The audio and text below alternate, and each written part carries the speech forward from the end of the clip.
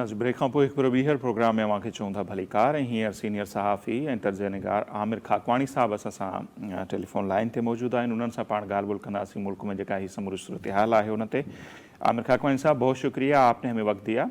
आमिर साहब, हम देख रहे हैं मुल्क की जो माशी सूरत हाल है वो पहले से बहुत ज़्यादा ख़राब है, पॉलिटिकल सूरत हाल आपके सामने है वो ऑलरेडी ख़राब है, इसमें फिर ये जो महंगाई ने अजाब नाजिल किया हुआ है लोगों पर, और अब जो लोग अपनी तरफ से कोई पॉलिटिकल पार्टी जो है लीड नहीं कर रही, लेकिन सारे मुल्क में तकरीबन छोटे बड़े शहरों में एहतजाज हो रहे हैं बिजली के बिलों के हवाले से, और कहा यह जा रहा है कि इस सूरत हाल को अगर अभी से हल नहीं किया गया, कोई सूरत हाल ऐसी पैदा नहीं की गई, तो ये छोटे छोटे जो एहतजाज हैं आगे चल के किसी बड़ी तहरीक में तब्दील हो सकते हैं। आपको सूरत हाल किस तरफ जाते हुए नजर आ रही है सर? आप बिल्कुल ठीक कह रहे हैं जी, बड़ी परेशान कौन सूरत हाल है, लोगों में बहुत गुस्सा है। मुझे तो खतरा ये है, मुनज़्ज़म तहरीक तो बनी चलेगी या नहीं चलेगी, मुझे खतरा ये है कि कहीं फसादात न शुरू हो जाए, कोई खुदा न खास्ता कोई खूनरेज वाकया ना हो जाए, क्योंकि लोगों में गुस्सा बहुत है और फ्रस्ट्रेट है। और ज़ाहिर है मौसम भी गर्म है, यहाँ पंजाब में सिंध में भी बहुत है हफ्साला और गर्म, मतलब वैसे ही लोग इसमें चिड़चिड़े हो पड़ते हैं। और ऊपर से जो बिजली के बिल इतने ज्यादा और इतने बड़े आ गए कि कमर टूट गई है, बिल्कुल सच्ची बात है। और ना सिर्फ लोअर क्लास बल्कि middle class, lower middle class पर हर बंदा को परेशान देख रहे हैं, और ऐसी कमर टूटी हुई, ऐसा गुस्सा है लोगों में। तो ऐसा कहते हैं बाद बात की एक चिंके का बोझ भी ज्यादा हो जाता है, तो लोगों को बहुत ही ज्यादा गुस्सा है। और आज अभी मैं ख्याल सुबह शायद कल ऐलान हो निगरान हुकूमत का, लेकिन ये जो रिलीफ जो सुन रहे हैं कि ये ऐसे किस्तें कर दें, ये वक्ती हल तो है चले, लेकिन वो बात ये है कि अगले महीने फिर भी बिल आना है, सितंबर में भी बिल बड़े बिल होते हैं, तो ये अगर सर्दियों में भी भरेंगे तो लोगों के लिए तो रिलीफ नहीं मिलेगा, क्योंकि सर्दियों में फिर गैस के बिल काफी ज्यादा हो जाते हैं, गैस महंगी हो जाती है। तो असल में जो करना चाहिए, देखें दो बातें मैं इस पे बार बार मैं अपने तौर पर हर बहुत बंदा लिख रहा है, बात कर रहा है, तो हम भी ये बात ये कर रहे हैं। एक तो ये कि अल्ले तल्ले खत्म होने चाहिए, ये तय होना चाहिए कि मुल्क में किसी को भी फ्री यूनिट, एक यूनिट बिजली का फ्री नहीं मिलेगा और 1 लीटर भी फ्री पेट्रोल नहीं मिलेगा, बिल्कुल, चाहे वो जज है, कोई चीफ जस्टिस है, जर्नल है, ब्यूरोक्रेट है, प्राइम मिनिस्टर है, सदर है, पार्लियामेंटेरियन है, सबको बहुत हो चुकी। हमने बहुत यानी इन्होंने लूटा है सब लोगों ने, और हमने ये इनके जो अखराजात हम देखते हैं अरकान असम्बली के भी और सब लोगों के, ब्यूरोक्रेट्स के भी, हजार लीटर और इनको वो पेट्रोल मिल 500 लीटर पेट्रोल मिल रहा होता है, हजार यूनिट बिजली फ्री होती है, किसी को भी नहीं मिलना चाहिए। एक तो बिल्कुल ये जुल्म खत्म होना चाहिए ताकि लोग सबके साथ एक जैसे हैं सब। एक बंदा यानी जो प्राइवेट सेक्टर में या और महकमों में पीएन लेवल के लोग हैं जो बिल्कुल निचले सतह पे मिनिमम वेजेस ले रहे हैं, उनको कोई रियायत नहीं मिलती, तो ये बाकी लोगों को क्यों मिले रियायत? तो ये बताया। दूसरा ये जालमाना टैक्स है ना, ये टैक्स कम होना चाहिए। बिजली का बिल, बिजली की यूनिट आपने अगर 50 रुपए यूनिट 60 तक भी पहुंच गई है ना, तो मतलब जो बिजली के यूनिट जितने हम खर्च करें ना वो हमें भरे ना। ये जो बीच में इन्होंने इनकम टैक्स का भी और ये जो टैक्सेस का जो एफबीआर को इनकम टैक्स डिपार्टमेंट खत्म हो गए, उनको टैक्स कलेक्शन का बहाना ये ढूंढ लिया ना बिलों से, वो बदलना चाहिए, वो जालमाना टैक्स खत्म होने चाहिए। और ये फाइनेंशियल सरचार्ज के नाम पे भी है, कभी नीलम झीलम के नाम पे लगा देते हैं, कभी कुछ और लगे हुए हैं, जीएसटी इतना ज्यादा है उसमें, विथहोल्डिंग टैक्स आ जाते हैं और टैक्सेस आ जाते हैं। आप देखें ना, जब बिल आता है जिससे अगर 40,000 बिल भी आया पड़ा है तो उसकी एक्चुअल कास्ट उसकी 18,000, 20,000, 22,000 से ज्यादा नहीं होती, और वो कम से कम 15 से लेके 10, 15, 18, 20 तक हजार तक वो ये दूसरे टैक्सेस होते हैं, तो वो मुश्किल कर देते हैं, वो खत्म होने चाहिए, उसमें कमी आनी चाहिए। तो ये जो जुल्म जो हो रहा है, जुल्म हो रहा है, इसमें कोई शक ही नहीं है, और गलत पॉलिसियां बनाई गई हैं। ये आईपीपीएस की पॉलिसियां चाहे मोहतरमा बेनजीर भुट्टो साहबा के दौर में 94 में हुए थे, वो गलतियां थी, मुझे याद है उस जमाने में डॉक्टर मुबशिर हसन साहब ने एक फुल पेज आर्टिकल अखबारात में छपा था यहाँ पे, इसमें वो कहते थे कि ये लोग बाद में चीखेंगे, ये आगे जाके ये बहुत महंगे मुश्किल हो जाएंगे। फिर नवाज शरीफ साहब ने भी ये किए, 2013 में ये चीनी कंपनियों इन्वेस्टमेंट प्लान हुए। ठीक है कि हमारे यहाँ मजबूरी है, लोग ज्यादा इन्वेस्ट नहीं करते तो आपको उनको तरगीबात देनी पड़ती है, लेकिन कुछ तो ऐसा ख्याल रखें ना। आप देखें, मैं पढ़ रहा था, सेनेट में बताया गया है कि 94 में जो मुआहदे हुए थे वो 2027 में खत्म हो गए। अब देखें ना, 33 साल बड़ा मुआहदा, यानी अब आपने आप मुआहदों में ऐसी क्लास शामिल कर देते हैं, हमारे ये ब्यूरोक्रेट भी, हमारे हुक्मरान भी सिविल मिलिट्री जो भी है, मुशर्रफ हो या जो भी हो, वो अपने हाथ काट के रख देते हैं। अब 33 साल के आप मुआहदे कर बैठे हैं और आप उसमें कैपेसिटी चार्ज जनाब 2,000 रुपए जनाब भरने, 2,000 अरब भरने, और वो सर्कुलर डेट्स कहां से कहां पहुंच जाता है। और ये कि आप देखें ना, अब ये जो लोग कह रहे हैं ये बात, मुख्तलिफ आप लोग भी और मुख्तलिफ ज़ाहिर चैनल वाले एक्सपर्ट को बुला के कह रहे हैं कि जनाब 44,000 44,000 या 41 या 40,000 से ऊपर ये इनकी कैपेसिटी है और इस्तेमाल हो रही है 25,000। अगर तो हम 25,000 अगर इस्तेमाल हो रही है तो ये तो बहुत ही जुल्म और ज्यादती है ना। तो आपने इतनी ज्यादा अपनी कैपेसिटी ज्यादा, आज मैं देख रहा था किसी प्रोग्राम में भी उसे पूछा गया, ये नून लीग के एक मिनिस्टर हसन इकबाल से किसी से, कि भाई जब आपकी अपने अपने हिसाब से कैलकुलेट करके करना चाहिए ना आपको, इतने ज्यादा बना के आप फुल कैपेसिटी के उसकी कैपेसिटियों के कैसे एग्रीमेंट कर सकती हैं आप। आपने उस वक्त लोड शेडिंग खत्म हो गई, लेकिन ये नहीं सोचा कि भाई बिजली इतनी महंगी कहाँ से लोग आवाम कहाँ से अफोर्ड कर सकेगी। तो वो बिल्कुल उस वक्त डॉलर जो कि ठीक रेट पे चल रहा था 100 से तक था, तो वो इतना बड़ा क्राइसिस नहीं था।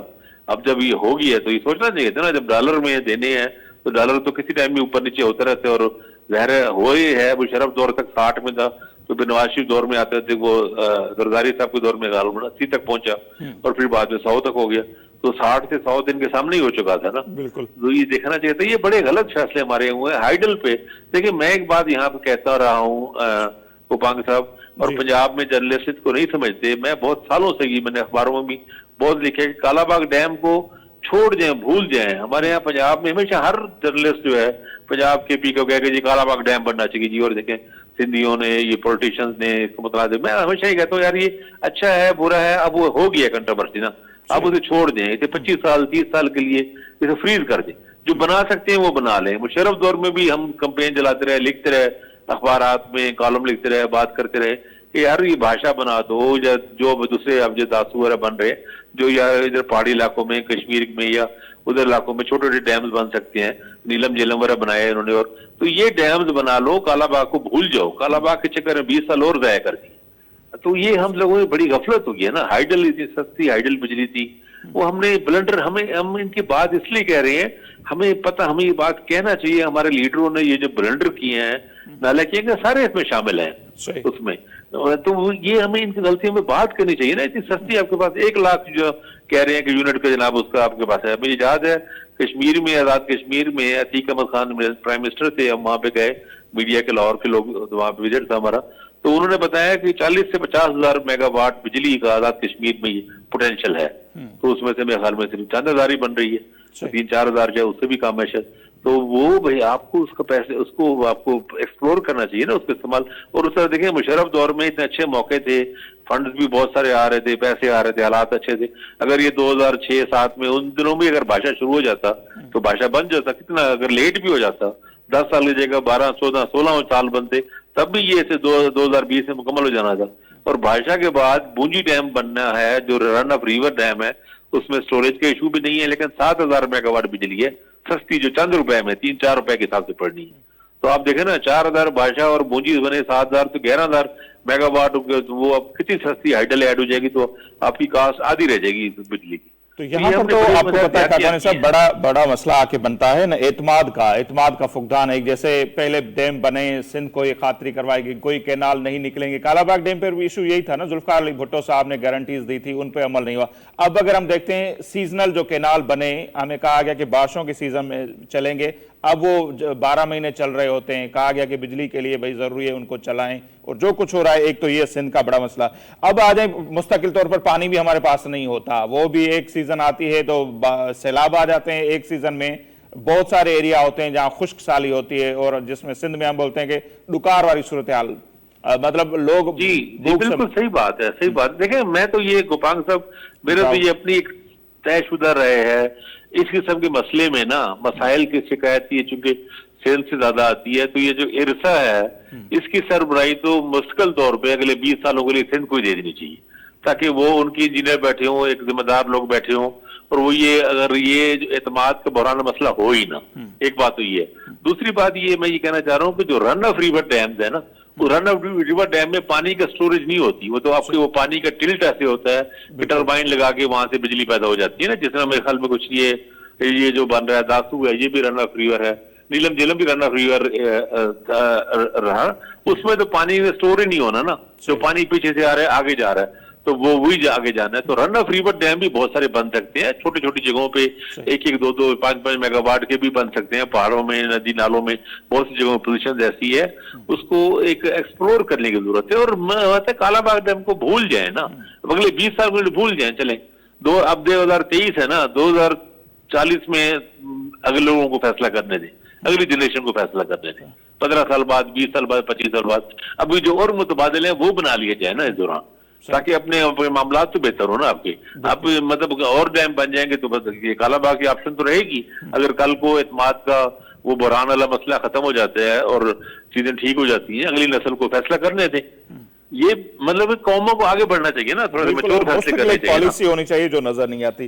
तो अब बड़ा डिबेट ये भी आ रहा है खाकवानी साहब कि ये जो सारी सूरत हाल है, लोग इतने तपे हुए हैं, अब सबको अंदाजा है, तो इस सारी सूरत हाल में फिर ये पॉलिटिकल पार्टियां जो हैं, सबको पता है कि किसने मुआहदे किए IMF से खान साहब के दौर में, फिर इन्होंने जो कुछ किया PDM वालों ने, तो ये पॉलिटिकल पार्टियां इलेक्शन कैंपेन किस तरह चलाएंगे अगर ये सूरत हाल रही? लोगों के पास क्या ऑप्शन लेके जाएंगे?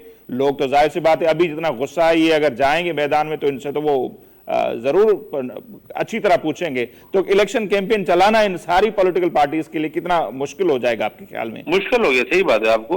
लेकिन आप अभी देखें ना, कल जो हुए हैं आपने वो देखा ही होगा डिटेल कि जो जिमनी इलेक्शन हुए हैं वहां पे KP में, वहां पे आप देखेंगे मौलाना फजल रहमान वगैरह को कैसे वहां धचका लगा है और अभी भी PTI को मिले। लेकिन ये बस मेरा ख्याल है यार गोपांग साहब, हमें ना खासतौर पर जब मीडिया पे हम डिबेट करते हैं, हम IMF को सिर्फ विलन बना के पेश करते हैं। IMF का से ज्यादा कसूर हम लोगों का अपना होता है। यहाँ पे हमारी हुकूमतों के फैसले ही गलत हैं। मतलब टैक्स, अगर मतलब मुझे ये बताएं कि एग्रीकल्चर पे क्यों टैक्स लेते हैं? बड़े जमींदारों से लेना, छोटे जमींदारों को छोड़ दें।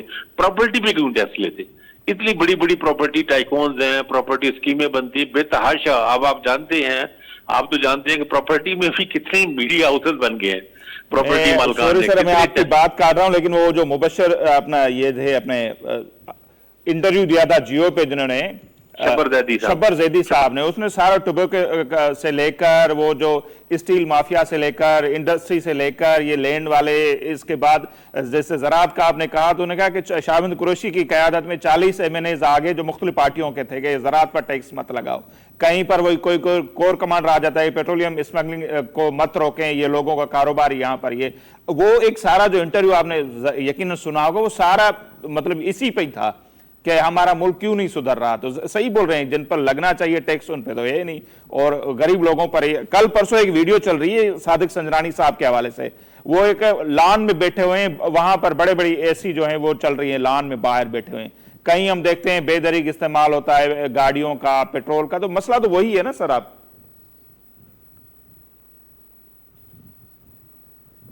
इतने बड़े बड़े और ताकतवर माफियाज हैं, कहीं तो उनको खत्म होना चाहिए। मैं तो ये बात मैंने आज भी एक लिखी अपने कॉलम में कि ये निगरान हुकूमत, इस पर सियासी दबाव नहीं है। अगर ये चलो कुछ तो काम कर जाए ना इन लोगों को, जिस तरह शब्बर जैदी साहब ने लिखा कि तंबाकू वालों को हमने टैक्स लगाने की कोशिश की तो सारे फाटा के सेंटर आ गए, या साउथ पंजाब के एक जमींदार के नोटिस दिया तो 45 MPs MNAs आ गए। तो अब तो नहीं है ना इस वक्त, तो चलो ये हिम्मत कर दें, कुछ तो पहला पत्थर ही, पहला एक ईंट ही रख जाए, आगे जाके सियासी हुकूमतों में भी दबाव आएगा, फिर वो कुछ ना कुछ शायद करें। तो ये इतने ताकतवर माफियाज हैं हर तरफ, आप बिल्कुल सही कह रहे हैं, और बहुत मुश्किल सूरत हाल है। लेकिन हमें अगर जब हम कहते हैं ना कि हमें मुश्किल फैसले करने हैं, हमारे यहाँ आपने देखा बड़ा मशहूर फ्रेज है, हमारे सारे हुक्मरान ये कह रहे हैं पिछले कई सालों से, इमरान खान भी कहते थे, ये नवाज शरीफ, शहबाज शरीफ, सारे लोग ये कहते हैं कि जी मुश्किल फैसले हमने करने। वो मुश्किल फैसलों से बरात उनको ये होता है कि आवाम पे, आम आदमी मजीद टैक्स लगाना। भाई मुश्किल फैसलों से बरात है कि ताकतवर तबकात पे टैक्स लगाए ना, अपना रेवेन्यू उनसे बढ़ाएं और डायरेक्ट टैक्सेशन करें। इनडायरेक्ट टैक्स लगाना ये क्या काम है? हर दफा पेट्रोल महंगा कर देते हैं, उसमें टैक्स, पेट्रोलियम लेवी बढ़ा देते हैं, डीजल लेवी बढ़ा देते हैं, आप अपनी टैक्स जमा कर, भाई आप उनसे करें, रिकवरियां करवाएं। और ये रिकवरियां नहीं होती। सुबह जो है, अब आप देखें, आप तो जानते हैं सिंध में बैठे हैं, बहुत सेंसिटिव, आप 18वीं तरमीम का नाम लिया जाए कितना शदीद रिएक्शन आता है PS पार्टी की तरफ से, ठीक है। लेकिन सूबों ने अपनी कैपेसिटी बिल्डिंग क्या की है, सूबों ने अपनी रिकवरी क्या की है। एग्रीकल्चर टैक्स अब सूबों के जिम्मे है ना। अब कितने टैक्स उन्होंने कभी लिए? अब देखें वहां पे वो शहबाज जैदी ने अपनी उस इंटरव्यू में बताया कि एग्रीकल्चर टैक्स लेने के दफ्तर ही नहीं बने हुए खुद इनके सिरे से, कोई खाता ही नहीं है कि ऐसा ही नहीं पता, पूछे तो पता लगे दफ्तर है ही नहीं, एग्रीकल्चर टैक्स बनने क्या लेना है। तो सूबों ने अपनी कैपेसिटी बिल्डिंग क्या की है। बात यह है कि मरकज से तो उनको पैसे बने बनाए मिल जाते हैं, खुद इन्होंने रिकवरी क्या की है। ये जो इन्होंने प्रोफेशनल टैक्स लगाते हैं सूबे, आर्किटेक्ट पे, वकला पे, डॉक्टरों पे, किस लोगों से वसूल करते हैं? ट्रेडर से कितना टैक्स वसूल किया इन्होंने? ये तो इन्होंने करना है ना। कराची में कितना बिजनेस होता है, टैक्स होता है कराची में, टैक्स का कराची का पहले ही बड़ा हिस्सा है। लेकिन आप देखें कितने बड़े बड़े कारोबारी बाजार हैं, और उससे कारोबारी हैं लाहौर में, लिबर्टी मार्केट में अरबों का काम होता है, और टैक्स उनके चंद लाख में भी नहीं है, हजारों में शायद है। तो ये भी इनसे सूबाई हुकूमतों ने वसूल करते हैं ना बहुत सी जगहों पे। तो ये सूबे और वफाक मिलकर कुछ करें भाई, हमने तो ये मुल्क चलेगा नहीं। अब जितने ज्यादा हम कर्जे हम ले चुके हैं, मकरूज इतने हो चुके हैं, कर्जों की अदायगी में बहुत मुश्किल है, बुरहान दर बुरहान है। ये बिजली का बुरहान तो अभी थोड़ा सा वक्ती है ना, फिलहाल है इस वक्त। अभी महीने 2 महीने में कोई बारिशें होंगी, मौसम बेहतर होगा, अक्टूबर में जाके कुछ टाल जाएगी, पंखे बंद हो जाएंगे, एसी वैसे बंद हो रहे हैं, तो पंखे हो जाएंगे तो बिजली की कम हो जाएगी, फिर गैस का आएगा। लेकिन अगले फिर हमें अप्रैल में जाके फिर ये क्राइसिस दोबारा देखना पड़ेगा। लेकिन जो दूसरे जो बड़े हैं ना, आप मुसलसल डिफॉल्ट पे खड़े हैं, वो सर पे खड़े हैं, रेवेन्यू आप जमा नहीं हो रहा उनसे, कारोबार चल नहीं रहे, और एक्सपोर्टर नहीं टैक्स दे रहे, और पता नहीं क्या क्या यहाँ पे हो रहा है। तो वो कहीं भी तो किस चीज का एंड हो ना।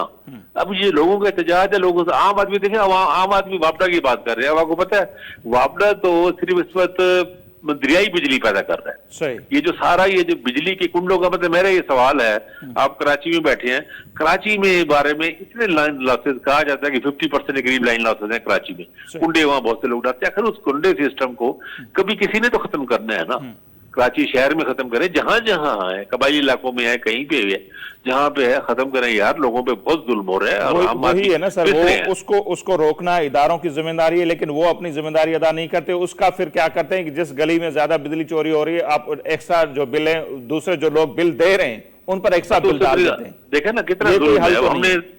हमने जिंदगी में, सारी जिंदगी में, मुझे अपनी मैं बात करूं, और आप सब लोगों का, हम लोग जिम्मेदार शहरी हैं, हम खौफ खुदा भी दिल में होता है, और डर भी होता है, और हम कहते हैं कानून को हमें फॉलो करना चाहिए। कभी हमने सोचा ही नहीं बिजली चोरी करने का, लेकिन दूसरों की बिजली चोरी की सजा हमें हमेशा मिलती है, हमें हमेशा मिलती है। तो आखिर इस सिस्टम निकले ना। एक बीच में आया था पहले, ये जरदारी साहब के दौर में शायद बात चली थी कि मीटर के वो जो कार्ड मीटर वाले सिस्टम और लोड करें, जिस तरह होता है, जिस तरह टेलीफोन का बाहर इंग्लैंड में और बहुत से मुल्कों में, यूरोप पूरे में खल में होता है। तो वो चीजें का कहीं लेकर आए, कहीं तो लेकर आए ना कुछ चीज। आज शुरू कर दें, 2 साल 4 साल 5 साल 10 साल बाद सिस्टम बदल जाएगा, उसमें बिजली चोरी वाले मामले खत्म हो जाता है। आपने अपने मीटर में जितने डालेंगे, लेकिन कहीं तो हमारे अदारे सब मिलके इसको बस जिंदगी मौत का मसला बनाए, तभी हल हो सकता है। और ये शॉर्ट टर्म नहीं है, इसका लॉन्ग टर्म भी मसला ढूंढे।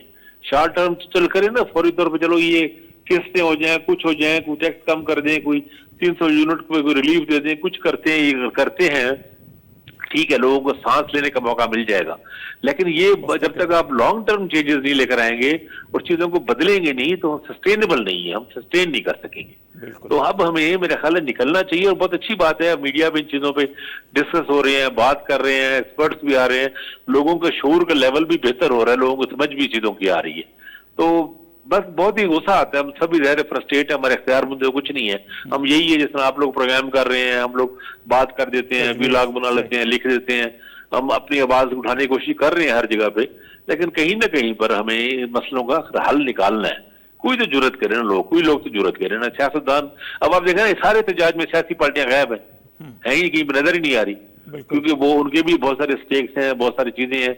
आप बीच में ऐसा कह रहे हैं कि अपने कारकुनों को शामिल हो, ताकि ये है कि एहतजाज में ये ना हो कि हमारे खिलाफ शुरू हो जाए। लेकिन लीड नहीं कर रही सियासी जमातें, कोई भी बिल्कुल नहीं कर रही। तो ये बड़ा देखे ना, जो अवाम की नुमाइंदा जमातें हैं ना, ये इक़्तिदार लेती हैं, अवाम से वोट लेती हैं, डायरेक्ट अवाम से।